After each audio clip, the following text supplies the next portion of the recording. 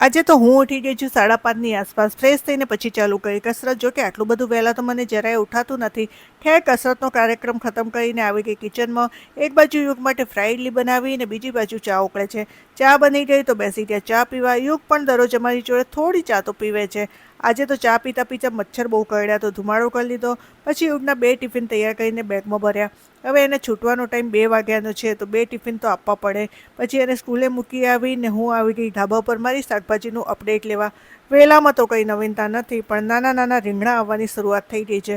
હવે નિરીક્ષણ થઈ ગયું તો નીચે આવીને દહીંમાં 3-4 પાવડર મારી જોડે પડેલા છે એ ઉમેરીને પેક બનાવ્યો. પછી માથા પર લગાવ્યો અને પછી ચાલુ કર્યું કામ. મચ્છર બહુ ચોંટતા હતા તો સોફાને હટાવીને સાફ સફાઈ કરી અને ફિનાઇલથી પોતું કર્યું. હવે બધું કામ પત્યું, સાથે જમવાનું પણ બની ગયું. એટલામાં મારા હસબન્ડ આવ્યા તો જમી લીધું. પછી ગયા યુગને સ્કૂલે લેવા.